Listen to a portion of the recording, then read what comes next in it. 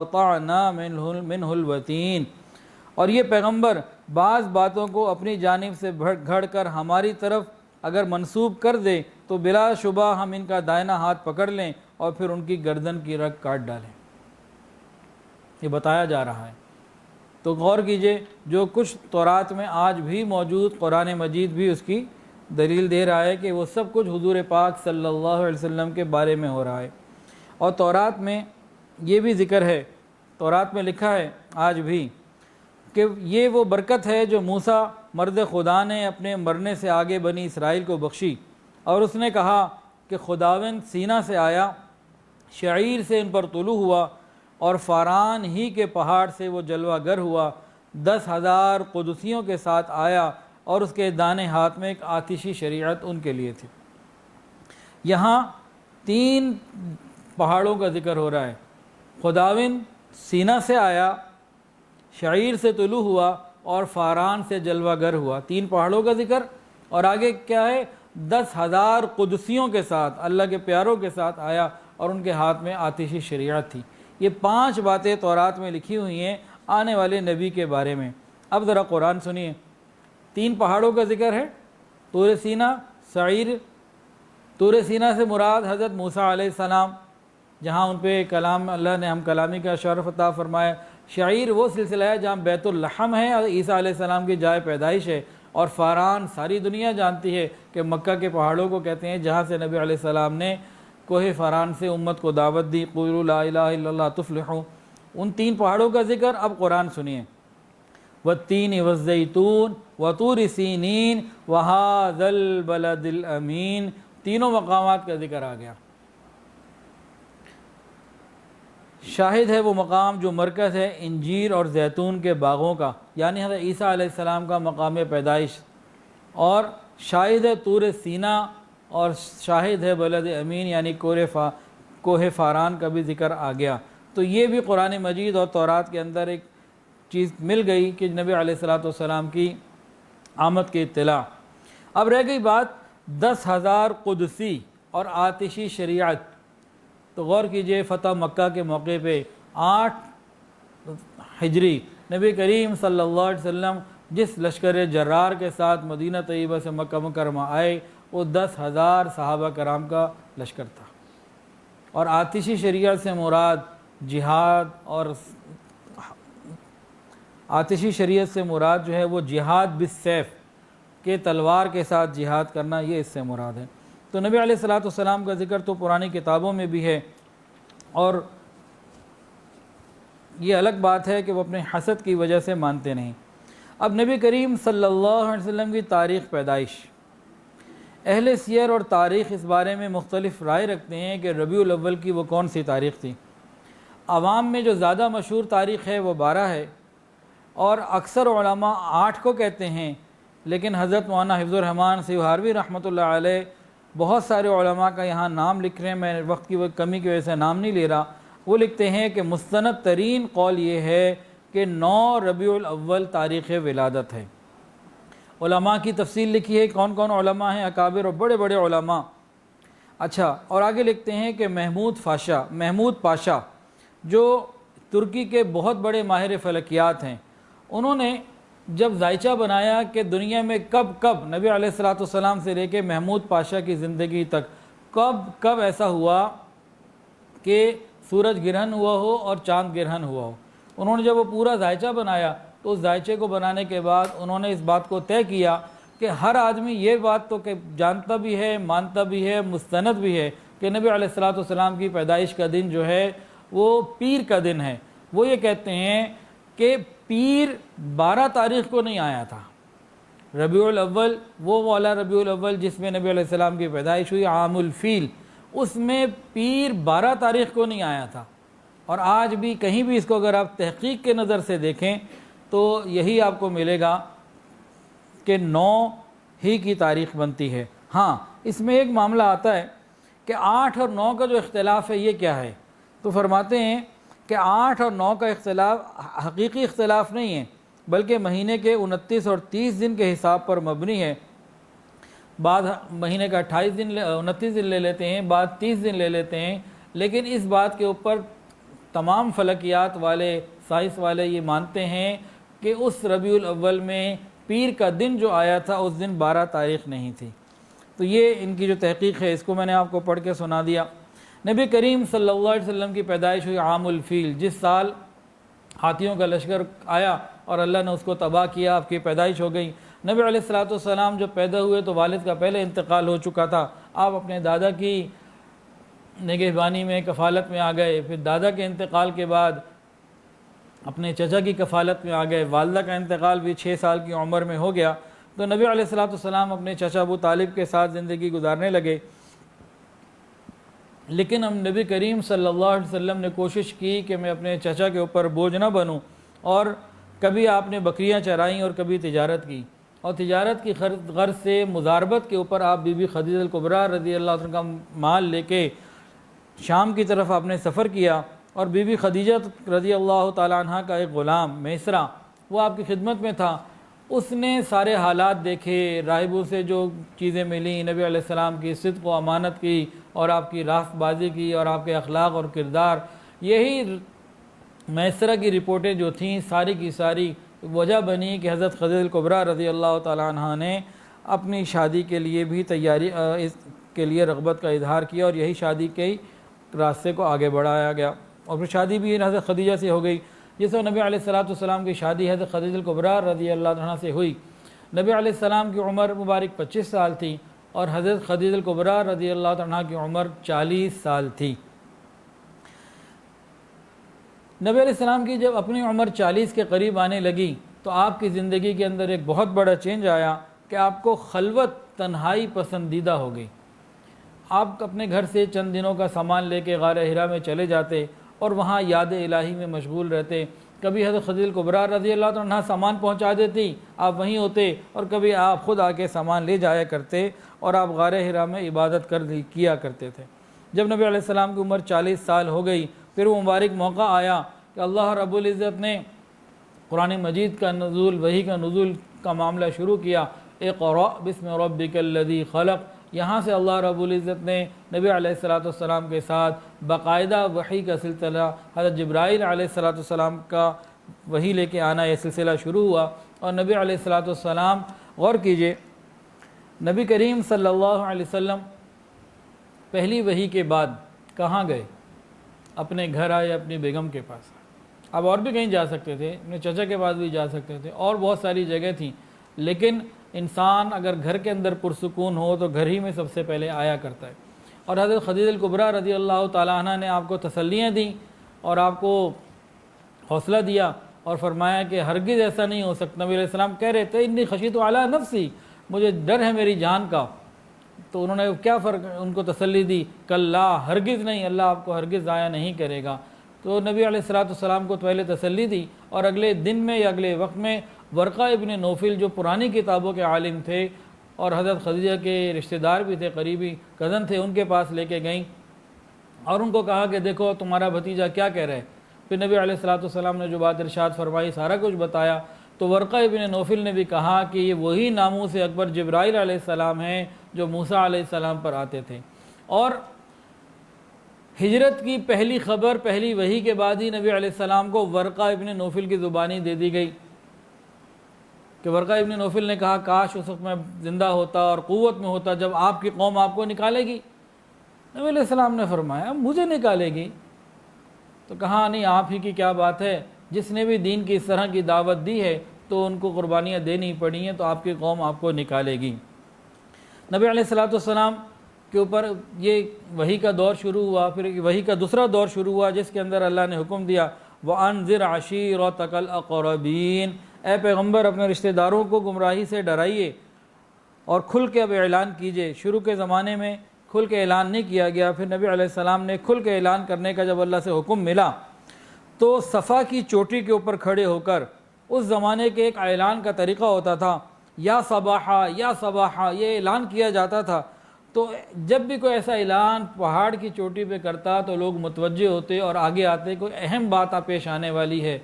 تو قریش کے لوگ جمع ہو گئے، تو نبی علیہ السلام نے سب کو فرمایا لوگو اگر میں تم سے یہ کہوں اس پہاڑ کے پیچھے ایک لشکر جرار جمع ہے اور تم پر حملہ کرنے کے لیے تیار ہے، کیا تم میری تصدیق کرو گے؟ لوگوں نے کہا ہم نے آپ کو صادق الامین پایا ہے، آج جو کچھ آپ کہیں گے وہ حقیقت پر مبنی ہوگا۔ لوگوں سے یہ شہادت لینے کے بعد آپ نے فرمایا اچھا لوگوں، میں تم کو خدائے واحد کی جانب بلاتا ہوں اور یہ بت پرستی کو چھوڑنے کی ترغیب دیتا ہوں کہ تم اس دن سے ڈرو جب اللہ کے سامنے حاضر ہو کر اپنے اعمال کا اور اپنے کردار کا حساب دینا ہے۔ تو نبی علیہ السلام نے یہاں سے دعوت کو شروع کیا، عوام کے اندر کھلل علل اعلان، ساتھ ہی آپ کی دشمنی علل اعلان شروع ہو گئی، اور آپ کا حقیقی چچا ابو لہب غضبناک ہو کے کہنے لگا تو ہمیشہ کے لیے ہلاکت اور رسوائی کا منہ دیکھے گا، کیا اس لیے ہمیں بلایا تھا؟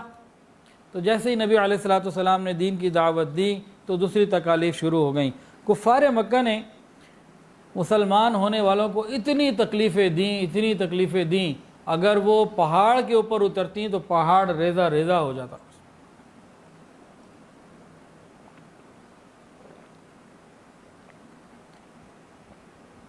جتنا وہ تکلیف دے سکتے تھے، جس طریقے کی وہ تکلیف دے سکتے تھے، انہوں نے ہر طریقے سے تکلیف مسلمانوں کو دی، حتیٰ کہ مسلمان جس شہر میں پیدا ہوئے تھے، جن میں رہتے تھے، وہاں ان کے لیے رہنا مشکل ہو گیا۔ پھر نبی علیہ السلام کی اجازت سے ہی حبشہ ہجرت کر کے چلے گئے، اور حضرت عثمان غنی رضی اللہ تعالیٰ عنہ اور نبی علیہ السلام کی صاحبزادی حضرت رقیہ رضی اللہ تعالیٰ عنہ یہ بھی ہجرت حبشہ میں شامل تھے۔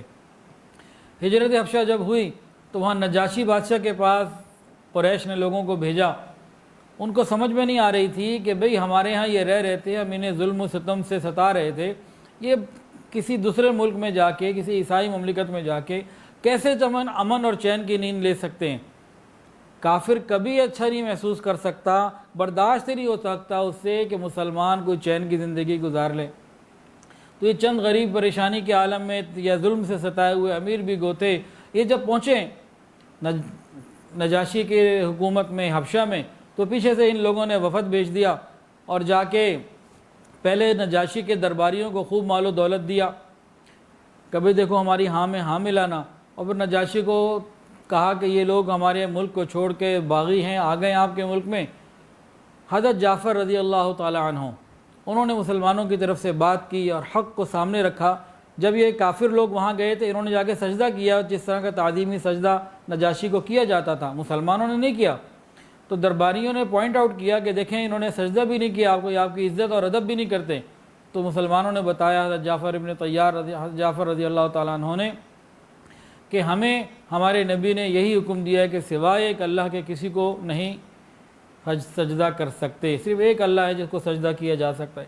وہاں ان کفار مکہ نے یہ تک کہا کہ حضرت عیسیٰ علیہ السلام کو اب اللہ کا بیٹا بولتے ہیں، اور یہ تو عیسیٰ علیہ السلام کے بارے میں اپنا کوئی اور عقیدہ رکھتے ہیں۔ تو حضرت جعفر رضی اللہ تعالیٰ نے اس کی بھی تفصیلات ان کو بتائیں۔ خلاصہ یہاں یہ بتانے کا مقصد تھا کہ کفار کو کبھی یہ اچھا نہیں لگتا کہ مسلمان کہیں امن کی زندگی گزار سکیں۔ بہرحال نجاشی نے تو پھر کفار مکہ کو واپس بھیج دیا، یہ لوگ واپس آ گئے، اور چند مسلمان جو وہاں گئے تھے 86 کے قریب، وہ وہاں اپنی زندگی گزارنے لگے۔ ادھر نبی علیہ السلام طائف گئے، اہل طائف نے آپ کی بات کو قبول نہ کیا، بلکہ پتھر مارے اور آپ کو واپس لوٹا دیا۔ آپ کو اتنے پتھر مارے گئے کہ پورے جسم سے خون نکلنے لگا اور آپ کی مبارک جوتیاں لہو لہان ہو گئیں۔ طائف کے سفر کے بعد نبی علیہ السلام طائف کے سفر سے پہلے حضرت خدیجہ کا بھی انتقال ہو چکا تھا اور ابو طالب کا بھی انتقال ہو چکا تھا۔ ان دونوں کے انتقال کے بعد جو مزید ایک سہارا تھا نا، جن کی وجہ سے کفار ذرا کچھ خیال اور لحاظ کر لیا کرتے تھے، وہ بھی سب ختم ہو گیا۔ اب کفار اور زیادہ جری ہو گئے اور زیادہ تکلیفیں پہنچانے لگے۔ بہرحال پھر اللہ رب العزت نے اپنی رحمت کو متوجہ کیا، نبی کریم صلی اللہ علیہ وسلم کو معراج عطا فرمائی۔ مکہ مکرمہ سے پہلے بیت المقدس کا سفر ہوا۔ بیت المقدس کے سفر سے پہلے بھی درمیان میں جب براق پہ آپ سوار ہوئے، پہلے مدینہ طیبہ اتر کے 2 رکعت نماز پڑھی، پھر آگے ایک وادی میں نماز پڑھی، پھر کوہ طور پہ نماز پڑھی، پھر بیت اللحم میں جہاں عیسیٰ علیہ السلام کی پیدائش کی جگہ ہے وہاں نماز پڑھی، پھر بالآخر بیت المقدس آپ پہنچے۔ اور بیت المقدس میں تمام انبیاء کرام علیہ السلام کو آپ نے نماز کی امامت کرائی، اور تمام انبیاء نے آپ کے پیچھے نماز ادا کی، آپ امام الانبیاء بنے۔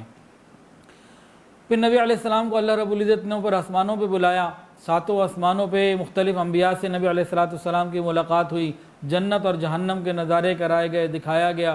اس کے بعد اللہ رب العزت نے عرش و کرسی سے بھی اوپر اپنے پاس بلایا اور اتنا قرب عطا فرمایا، ثم دنا فتدلی فکان قاب قوسین او ادنی۔ اللہ رب العزت نے یہ عظیم مقام عطا فرمایا، اور اللہ رب العزت نے وہاں پہ نبی علیہ السلام کو فرض نمازوں کا تحفہ عطا فرمایا، جو اول 50 فرض ہوئیں، لیکن حضرت موسیٰ علیہ السلام کے کہنے کے اوپر کم ہوتے ہوتے آخر 5 رہ گئیں، لیکن اللہ تعالیٰ نے فرمایا کہ میرا قانون تو وہی ہے، جو 5 پڑھے گا میں اس کو 50 کا ہی اجر عطا کروں گا۔ اب مسلمان مکہ مکرمہ میں ہیں، کفار مکہ نے مزید ظلم و ستم کو بڑھا دیا۔ نبی علیہ السلام طائف سے واپس آ گئے، ان لوگوں نے انکار کیا۔ پھر نبی علیہ السلام حج کے موقع پہ مختلف لوگوں کو اسلام کی دعوت دیتے تھے۔ اللہ کی شان، اللہ رب العزت نے ارادہ فرما لیا کہ اب یہ تنگی کے سال ختم ہوں اور اسلام کی سربلندی کا وقت شروع ہو، تو 11 نبوت کے 11ویں سال مدینہ سے جو انصار آئے تھے، اوس اور خزرج کے لوگ، ان میں سے پہلی بیعت میں 6 لوگ شامل تھے، 6 یا 8۔ پھر 12 نبوی 12ویں سال یعنی اگلے سال حج پہ تقریباً 12 لوگ آئے، جن میں سے 5 پچھلے تھے اور 7 نئے تھے۔ پھر 13 نبوی کو تقریباً 72 لوگ آئے، اور ان لوگوں نے جب آ کے بیعت بھی کی اور نبی علیہ السلام کو دعوت بھی دی اور عرض کیا ہے اللہ کے نبی اب آپ ہمارے پاس آ جائیں۔ نبی علیہ السلام نے ان سے عہد و پیمان لیے کہ دیکھو جس طرح تم اپنی جان مال کی حفاظت کرتے ہو اسی طرح میری حفاظت کرو گے۔ انہوں نے بھی کہا کہ ہر طریقے سے ہم تیار ہیں، آپ ہماری طرف آئیے، ہم سب کچھ آپ کے اوپر لوٹا دیں گے، قربان کر دیں گے۔ نبی علیہ السلام جب ان سے وعدے کر لیے، عہد و پیمان کر لیے، پھر مسلمانوں کو فرمایا کہ اب ایک ایک 2 کر کے نکلو، ہجرت کرو۔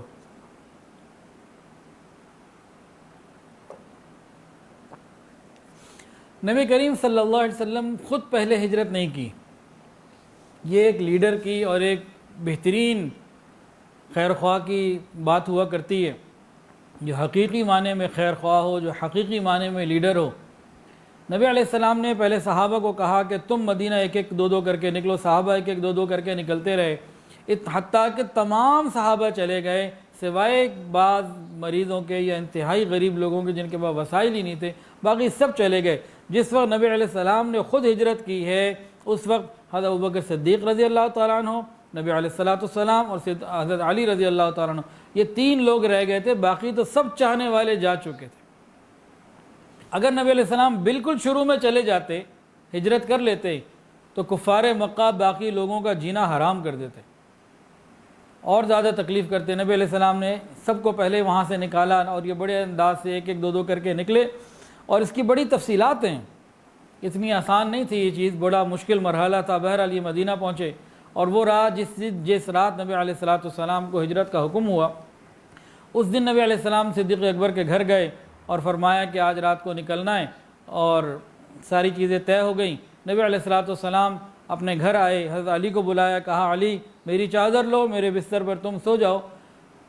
یہ اہل مکہ کی یہ جو باہر رات کو مجھے قتل کرنے کے ارادے سے تلواریں لے کے کھڑے ہیں، ان میں سے ان جیسے لوگوں کی امانتیں میرے پاس ہیں، تم فلاں فلاں کی امانت ان کو واپس لوٹا کے مدینہ آ جانا، اطمینان رکھو، تمہیں کوئی پریشانی نہیں ہوگی۔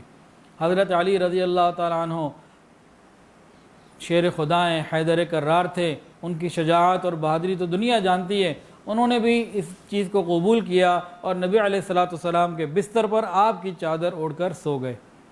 یہ معمولی بات نہیں تھی۔ حضرت علی خود فرماتے ہیں کہ میں نے اپنے آپ کو، اپنے نفس کو اس پہ تیار کر لیا تھا کہ اگر کفار نے مجھے شہید کر دیا تو میں شہید ہونے کے لیے تیار۔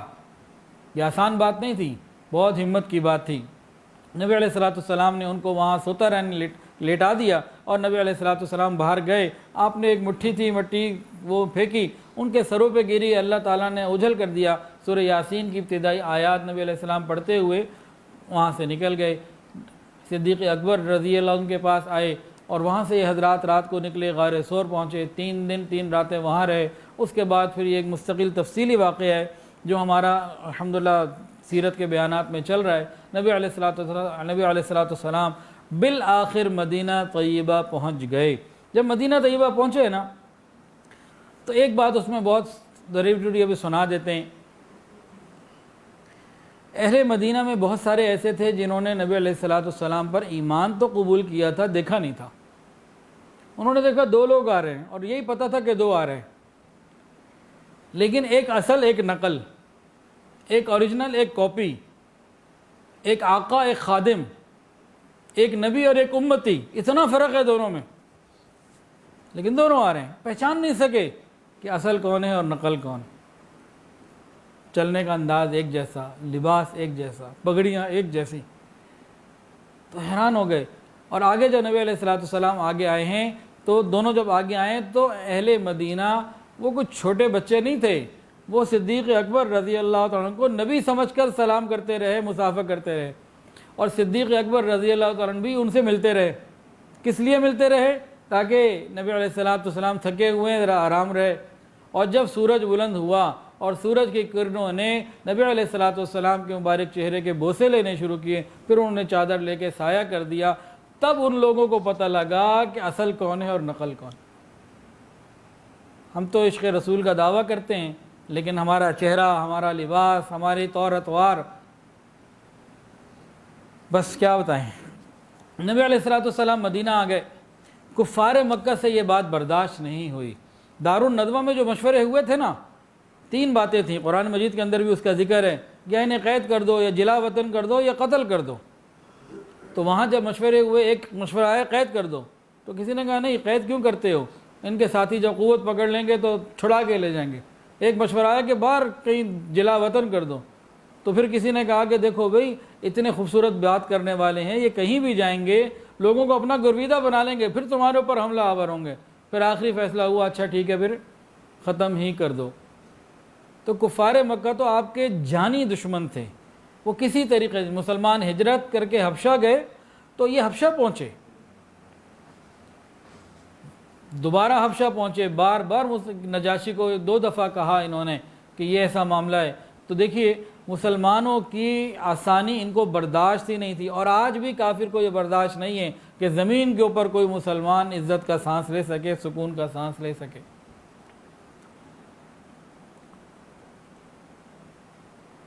اب ہونا کیا چاہیے تھا؟ ہونا یہ چاہیے تھا کہ بھئی ایک بندہ، اس نے کوئی بات کی، ہمیں سمجھ میں نہیں آئی، ہم اس کو چھوڑ دیں. بھئی وہ اپنی راہ لے، ہم اپنی راہ لے. چلو وہ اب شہر چھوڑ کے اپنا جان مال اپنا لے گیا، اپنا مکان سب کچھ چھوڑ گیا، اور سب لوگ چلو چھوڑ دو. باہر دور کسی علاقے والوں نے ان کی بات کو قبول کر لیا تو ٹھیک ہے، ان کو ان کے حال پہ رہنے دو. لیکن کفار مکہ کے غیظ و غضب کا یہ عالم تھا کہ وہ چھوٹی موٹی لڑائیوں کے اوپر آتے، ان سے برداشت ہی نہیں ہوتا تھا کہ یہ آ کیسے گئے. ایک لڑائی ہوئی، پھر دوسری لڑائی ہوئی، اس طرح کے کئی معاملات پیش آئے. اور اس کے بعد غزوہ بدر کا ایک عظیم الشان موقع پیش آیا کہ جس نے حق کو ہمیشہ کے لیے بلند کر دیا اور باطل جو ہے مغلوب ہو گیا. غزوہ بدر جو پیش آیا اس کی وجہ کیا تھی؟ یہ قریش کا غیظ و غضب تھا. مسلمانوں کو سکون کا سانس لینے ہی نہیں دینا چاہتے تھے. بہت سارے مسلمان کافروں کے، عیسائیوں کے پروپیگنڈے سے متاثر ہو کے یہ کہہ دیتے ہیں کہ نعوذ باللہ نبی علیہ الصلوۃ والسلام تو تجارتی قافلہ، لفظ بڑا عجیب سا ہے، بولا نہیں جا رہا، اس کے لیے گئے تھے.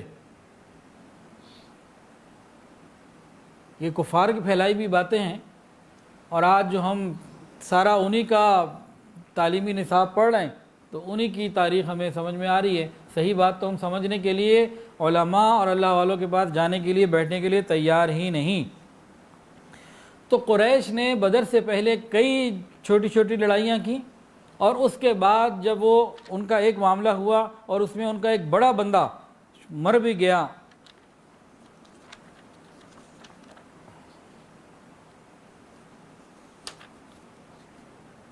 سریہ عبداللہ ابن جہش پیش آیا جس میں ان کا مشہور سردار عمر ابن حضرمی قتل ہو گیا، اور عثمان ابن عبداللہ اور حکم بن کیسان جیسے بہادر قید ہو گئے. تو کفار مکہ کو طیش آیا، غصہ آیا، اور انہوں نے کہا ہمیں ان سے جنگ کرنی ہے. اب جنگ کے لیے لازمی بات ہے وسائل چاہیے، پیسہ چاہیے. تو ان لوگوں نے باقاعدہ ایک اعلان کیا اور پوری محنت کی اور کہا کہ ہمیں مسلمانوں سے جنگ کرنے کے لیے پیسہ دو. تجارت کرنی ہے، ہم شام جائیں گے، مال لے کر آئیں گے، کاروبار کریں گے، اور اس کے سارے پیسوں سے ہم مسلمانوں کے ساتھ جنگ کریں گے۔ تو وہ تجارتی قافلہ امن والا تجارتی قافلہ نہیں تھا، وہ وسائل حرب کے لیے، جنگی ساز و سامان کی تیاری کے لیے، اور جنگی ساز و سامان کی اور پوری بھرپور جنگ کی تیاری کے لیے ایک بہترین چیز تھی کہ اس طریقے سے پورے اسباب کے ساتھ مسلمانوں کو ہمیشہ کے لیے کچل دیا جائے۔ تو وہاں اس غیظ و غضب کے عالم میں ان لوگوں نے پیسہ جمع کیا، اور یہ بات کتابوں میں موجود۔ بات یہ ہے کہ ہم صحیح کتابیں پڑھنے کا موقع کا ہے، ہر چیز امام گوگل، پہلے 4 امام تھے، امام حنیفہ رحمۃ اللہ علیہ، امام احمد بن حنبل رحمۃ اللہ علیہ، امام شافعی رحمۃ اللہ علیہ، امام مالک رحمۃ اللہ علیہ، آج ایک 5واں امام بھی آ گیا، امام گوگل۔ ہر چیز گوگل سے پوچھنی ہے۔ پہلے 4 فقہ ہوتی تھیں، فقہ حنفی، فقہ حنبلی، فقہ مالکی اور فقہ شافعی، اور آج 5ویں بھی آ گئی، فقہ نفسی، جو میری مرضی آئے میں کروں، اٹس مائی لائف، جو میری مرضی آئے میں کروں۔ تو امام گوگل 5واں امام، اور یہ 5ویں فقہ نفسی نے بیڑا غرق کر دیا ہم لوگوں کا۔ خواب بھی امام گوگل سے پوچھتے ہیں۔ مجھے تو بڑا غصہ آتا ہے بعض دفعہ کہ لوگ اپنا خواب بھیجتے ہیں کہ حضرت اس کی تعبیر بتا دیں، اور جی گوگل سے میں نے یہ پوچھے، گوگل یہ کہہ رہا ہے، آپ کیا کہتے ہیں؟ تو ہم نے تو ہر چیز کو گوگل تک سمجھ لیا، اللہ ہماری حفاظت فرمائے۔ تو یہ جو تجارتی قافلہ گیا تھا، اس میں ان کا غیظ و غضب ایسا تھا، کتابوں میں، مستند کتابوں میں بات لکھی ہوئی ہے کہ مکہ مکرمہ کے ہر شخص نے اس میں حصہ ڈالا، حتیٰ کہ اگر کوئی بڑھیا بھی تھی اور اس کے پاس تھوڑا سا سونا یا چاندی، تھوڑا سا مال تھا، وہ بھی اس نے ڈالا۔ 50,000 سرخ دینار لے کے وہ گئے تھے۔ اس تجارتی قافلے کا واحد مقصد مسلمانوں کے سے جنگ کرنے کے لیے اتنے وسائل کا اہتمام کرنا تھا کہ مسلمان اس کا تصور بھی نہ کر سکے۔ تو وہ امن والا تجارتی قافلہ نہیں تھا۔ تو بہرحال اس کی اور بہت ساری تفصیلیں انشاءاللہ آئیں گی۔ نبی علیہ السلام کو جب خبر ملی کہ قافلہ قریب ہے، نبی علیہ السلام نے صحابہ کو فرمایا کہ بھئی چلنا ہے، اور یہ لوگ قافلے کے لیے چلے، لیکن ادھر سے ابو سفیان جو تھے وہ راستہ بدل کے دوسرے راستے سے چلے گئے۔ تفصیلات اس کی بہت ہیں، انشاءاللہ سیرت کے بیانات میں آئیں گی۔ اور نبی علیہ السلام کو پھر غزوہ بدر کا معاملہ پیش آیا، اور غزوہ بدر میں ایک بارش ہوئی جس نے مسلمانوں کے حق میں بڑی خیر کر دی۔ کفار مکہ نے آ کے کیا کیا؟ اپنی مرضی کی جگہ طے کر لی، اور مسلمانوں کے لیے جگہ ذرا ہلکے درجے کی تھی۔ بارش ہوئی، وہ ان کی جگہ کیچڑ بن گئی، ان کے لیے چلنا پھرنا دوبھر ہو گیا، مسلمانوں کے لیے وہ راحت بن گئی۔ تو فطرت بھی ہمارے ساتھ، مسلمانوں کے ساتھ تھی، اور مسلمانوں کو اللہ نے بے حساب کامیابی عطا فرمائی۔ اسی طرح کا ایک واقعہ، چلیں وہ پھر آگے تفصیلات جب اس میں ذکر ہوں گی۔ تو غزوہ بدر میں 14 مسلمان شہید ہوئے، 313 شریک تھے، اور 70 کافر جو ہے وہ قتل ہوئے، ابو جہل بھی مارا گیا، اور 70 ہی قید ہوئے۔ پھر ان کو بعد میں فدیہ لے کے چھوڑ دیا گیا۔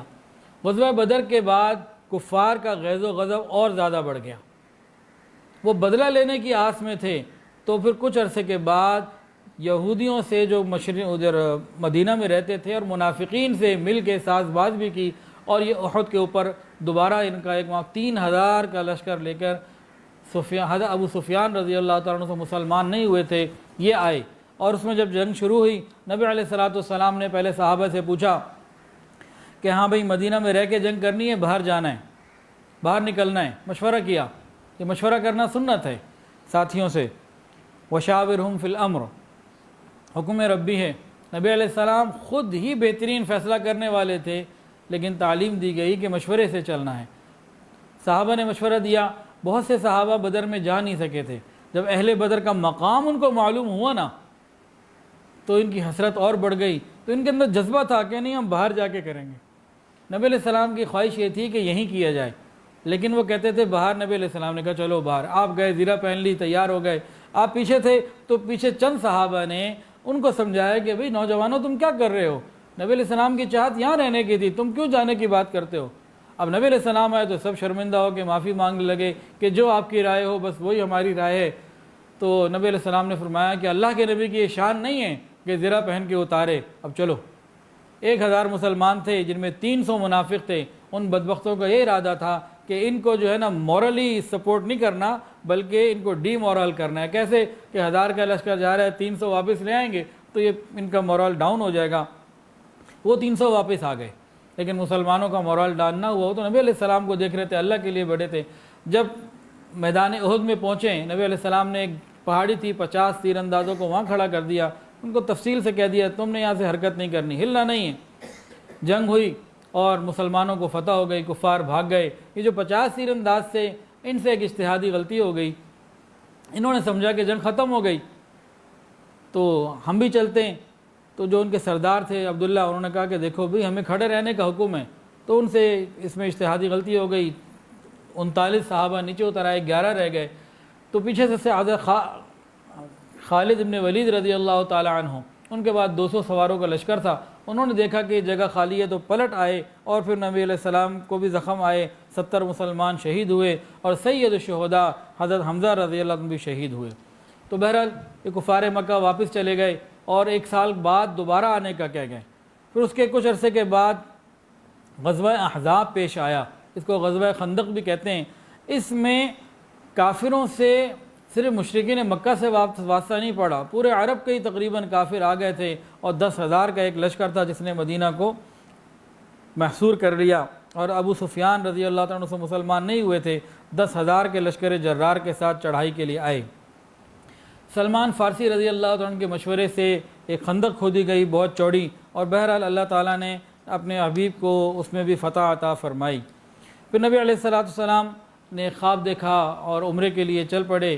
تو حدیبیہ کے مقام کے اوپر بالکل حرم کے قریب وہاں پہ کفار سے بات چیت ہوئی اور کچھ شرائط طے کی گئیں اور مسلمانوں کو پھر واپس بھیج دیا گیا. اگلے سال پھر یہ لوگ عمرے کے لیے آئے.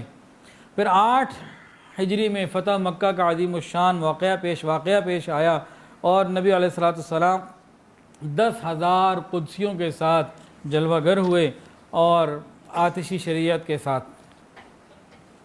پھر یہ مکہ مکرمہ فتح ہوا. مکہ مکرمہ کے فتح ہونے کے بعد طائف بھی فتح ہوا اور غزوہ حنین ہوا. وہاں 2 قبیلے تھے, حوازن اور قبیلہ ثقیف. تو نبی علیہ السلام نے اس کو بھی فتح کیا 10 شوال 8 ہجری. یہاں ایک عجیب بات پیش آئی غزوہ حنین میں. لقد نصرکم اللہ فی مواطن کثیرۃ ویوم حنین اذ اعجبتکم کثرتکم فلم تغنی عنکم شیئا.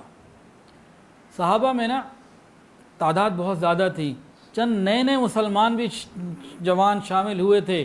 تو کسی کے دل میں نا یہ خیال آ گیا, جب ہم تھوڑے تھے نا تو ہم کامیاب ہوتے تھے, ابھی تو ہم اتنے زیادہ ہیں.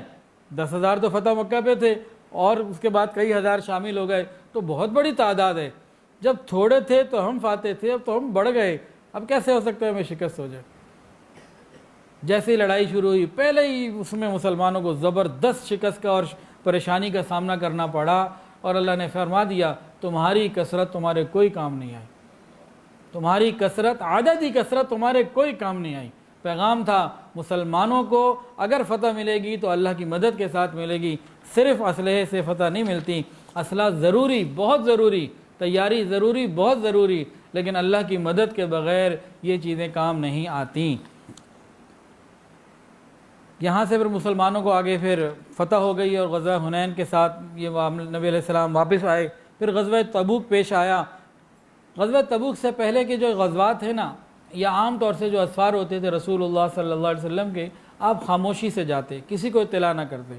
اب جانا مثال کے طور پہ مکہ ہے تو مکہ کا راستہ نہیں لیا, راستہ دوسرا لیا, تھوڑا سا آگے جا کے مکے کے راستے پر آئے, تاکہ جتنی دیر تک کافروں کو پتہ نہ چلے ان کے جاسوسوں کو اتنا اچھا, راز اتنا زیادہ رہے, اور نکل کے بتاتے ہم نے جہاں کہاں جانا ہے.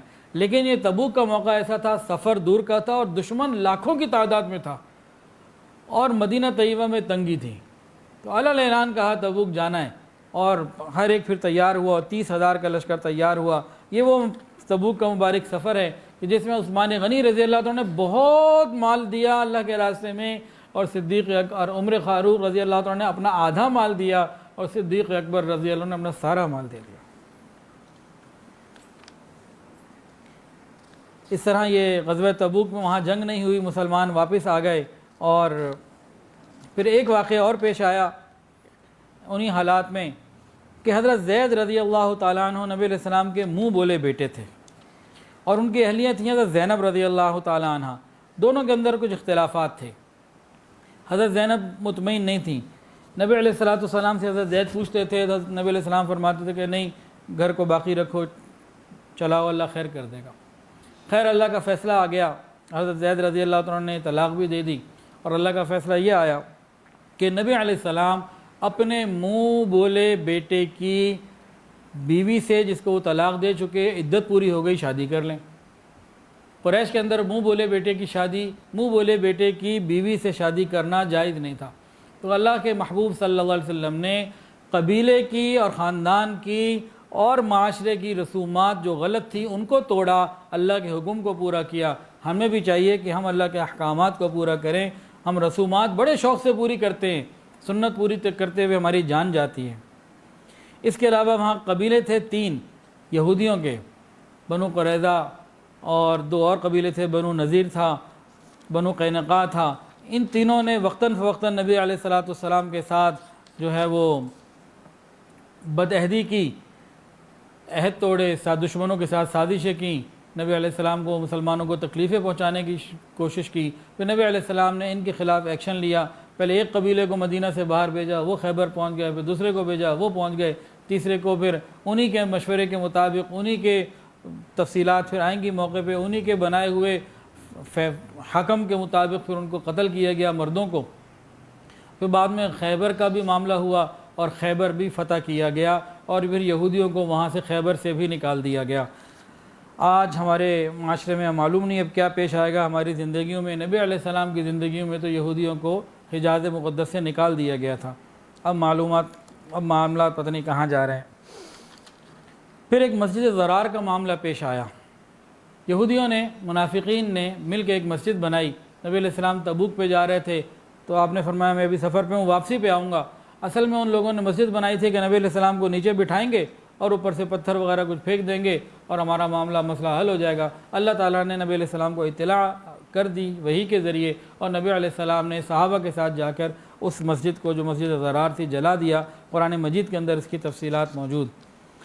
پھر بہرحال انک میت و انہم میتون. وآخر وہ وقت بھی آ گیا کہ جس کے تصور کے لیے نہ کبھی کوئی مسلمان تیار ہو سکتا تھا، نہ انسانیت کہ فخر انسانیت حضرت محمد مصطفیٰ سرکار دو عالم صلی اللہ علیہ وسلم کو اللہ تعالیٰ نے اپنے پاس بلا لیا. 10 ہجری کو نبی علیہ السلام کو اللہ تعالیٰ نے اپنے پاس بلا لیا. نبی علیہ السلام جو پیغام لے کر آئے تھے، آپ نے حج کے موقع کے اوپر 1.25 لاکھ صحابہ کی موجودگی میں ان کی گواہی لے لی، کیا میں نے تم اللہ کا پیغام پہنچا دیا. ان سب نے رات کے اندھیرے میں نہیں، دن کے اجالے میں، تنہائیوں میں نہیں، 1.25 لاکھ لوگوں کے مجمع میں اعلان کیا ہے اور اطلاع کی، گواہی دی کہ آپ نے پیغام پہنچا ہی نہیں دیا، پیغام پہنچانے کا حق ادا کر دیا. اور اللہ کا اصول یہ ہے، ترتیب یہ ہے کہ جب مقصد پورا ہو جائے، اور حدیث کے اندر بھی حکم یہ تم سفر پہ جاؤ، جب تمہارا سفر کا مقصد پورا ہو جائے اور واپس آ جاؤ. نبی علیہ السلام کو اللہ نے اپنے محبوب کو دنیا میں بھیجا اور وہ مقصد اللہ نے پورا کر دیا. نبی علیہ السلام کے ذریعے وہ پورا ہو گیا، تو مقصد پورا ہو گیا تھا. اس کے بعد نبی علیہ السلام کا دنیا میں مزید رہنا اللہ کی مرضی میں شامل نہ تھا. اللہ رب العزت نے اپنی مشیت کے ساتھ پھر اپنے محبوب کو واپس بلا لیا، اور نبی علیہ السلام نے اللہ رب العزت کی رفاقت کو قبول فرمایا. ایک بہت مختصر کر کے کچھ خاکہ تھا. میں تو بڑا پریشان ہو رہا تھا کہ بات کیسے کروں گا کہ دل ہی کو تسلی نہ ہو. باقی وہ سیرت کے پروگرام میں تسلی چل رہی ہے. ان میں سے ایک واقعہ، غزوہ بدر کا واقعہ، یہ کوئی 2 گھنٹے کا واقعہ ہے. غزوہ احد کا واقعہ تو قرآن میں اتنا تفصیل سے ہے، 2 گھنٹے تو اس میں لگنے ہیں، اور بہت ساری چیزیں ان میں سمجھنے کی ہیں. انشاءاللہ وہ سیرت کے ان بیانات میں چلتی رہیں گی. اللہ تعالیٰ ہمیں ان کو سمجھنے کی، پڑھنے کی، عمل کرنے کی توفیق عطا فرمائے. 2 باتیں اور کرنی ہیں، ایک اچانک یاد آ گئی اور ایک تو کرنی تھی. جو کرنی تھی وہ یہ ہے، کل 21 ستمبر حضرت جی دامت برکاتہم تشریف لا رہے ہیں. حضرت پیر حافظ الفقار احمد نقشبندی دامت برکاتہم العالیہ ہمارے ادارے الکہف ایجوکیشنل ٹرسٹ کے پروگرام میں جامعہ رقیہ للبنات کی تقریب ہے، افتتاح بخاری شریف کی. تو ٹاؤن شپ میں مین پیکو روڈ پہ 14A1 مین پیکو روڈ شادی ہال ہے، ایک لی گرینڈ شیلے ایونٹ کمپلیکس. تو کل 2 بجے سے لے کے 4 بجے تک کا وقت ہے، مردوں کے لیے بھی ہے، عورتوں کے لیے بھی ہے، خوب آئیں، شوق کے ساتھ آئیں، انشاءاللہ اللہ تعالیٰ قبول بھی فرمائیں گے اور برکتیں بھی عطا فرمائیں گے۔ اور جو بات یاد آ گئی وہ بات تو بڑی عجیب سی ہے، بچپن میں کہیں پڑھی تھی، ابھی تازہ 5-10 سالوں میں مجھے نہیں یاد کہ میں نے یہ کہیں پڑھی ہو، بچپن میں کہیں پڑھی تھی اور شاید تاریخ فرشتہ میں لکھی ہے، کہاں لکھی ہے، بہرحال اکبر بادشاہ کے 9 رتن تھے، تو یہ سفر میں جاتا تھا تو بعض دفعہ ان کو ساتھ رکھتا تھا۔ ایک دفعہ یہ اکبر بادشاہ کسی سفر میں تھا اور اس سفر میں ایک رات اس کی طبیعت ایسی بے چین ہوئی کہ پریشان ہو گیا، اب نیند نہ آئے، پریشانی ہے، نیند ہی نہ آئے۔ تو اب لوگوں سے پوچھا، سب کچھ ہوا تو کچھ بھی فائدہ نہ ہوا، تو اس کا ایک 9 رتن تھا ہندو، اس کا نام تھا بیربل، وہ آیا، اس نے پوچھا جان کی امان پاؤں تو مجھے پتہ تو لگے پریشانی کیا ہے۔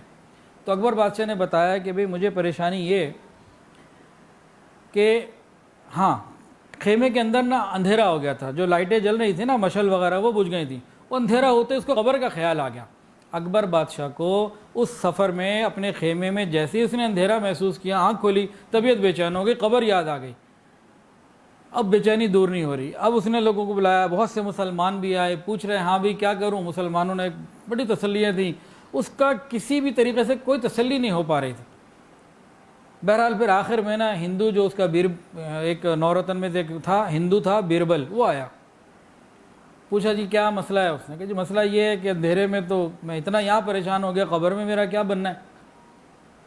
تو اس ہندو بیربل نے ایک عجیب بات کہی جس سے اکبر بادشاہ مطمئن ہو گیا تھا۔ اس نے کہا کہ دیکھو تم لوگوں کا عقیدہ یہ ہے کہ حضور پاک صلی اللہ علیہ وسلم جہاں ہوں اور رحمت و روشنی ہوتی ہے، وہاں اندھیرا نہیں ہوتا۔ پہلے وہ زمین کے اوپر تھے، زمین کے اوپر روشنی تھی، اب وہ زمین کے نیچے ہے، تم جاؤ گے روشنی ملے گی۔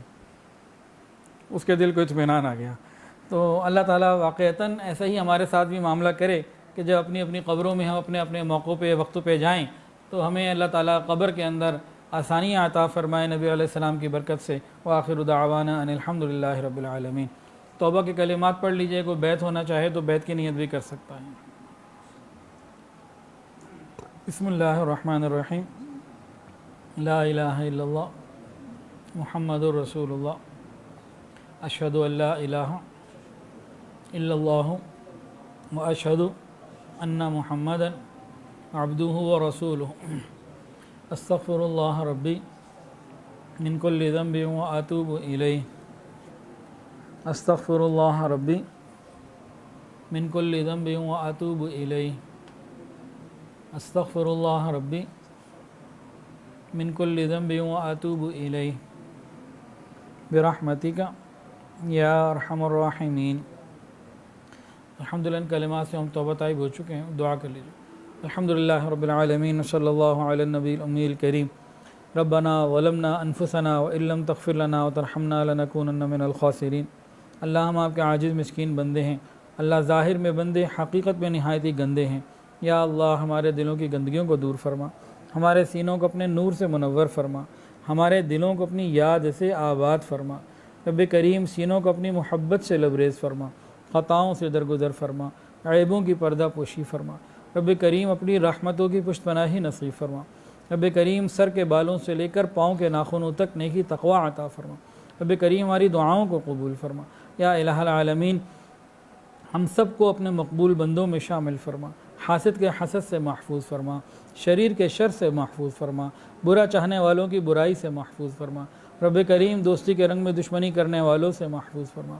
یا الہ العالمین پوری امت کی حفاظت فرما، ہمارے تینوں حرم کی حفاظت فرما۔ رب کریم دعوت اور تبلیغ کے کام کی حفاظت فرما، جہاں اللہ اللہ تین خانقاہوں کی حفاظت فرما، تمام مساجد، مدارس، مراکز عربیہ کی حفاظت فرما، اقامت دین کی کوششیں کرنے والوں کی حفاظت فرما۔ رب کریم ہماری دعاؤں کو قبول فرما۔ یا الہ العالمین ہم میں اور ہمارے گھروں میں جو بیمار ہیں شفا عطا فرما، جو پریشان ہیں پریشانیوں کو دور فرما، جو مقروض ہیں قرضوں کی ادائیگی کے آسان اسباب اپنی رحمت سے پیدا فرما۔ رب کریم ہماری دعاؤں کو قبول فرما۔ یا الہ العالمین